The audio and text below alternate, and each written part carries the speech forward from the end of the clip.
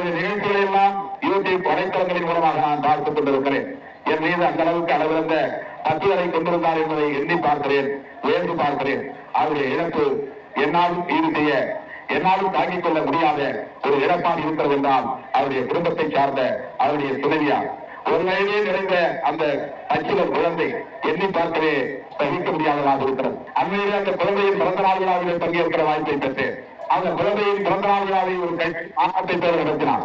அதை தன் குடும்ப விழாவாக அவர் கருதவில்லை. தன்னுடைய கட்சியை குடும்பம் என்று கருதியனால் அதை ஒரு மாநாடு பேர் நடத்தினார். தமிழ்நாடு முழுவதும் பல்லாயிரக்கணக்கான தொண்டர்கள் என்பதில் பங்கேற்றார்கள். நானும் அதில் பங்கேற்ற அந்த குழந்தையை வாழ்த்தினேன். அப்போது அவர்கள் இடத்திலே காட்டிய வாஞ்சியை எண்ணி நான் பார்க்கிறேன்.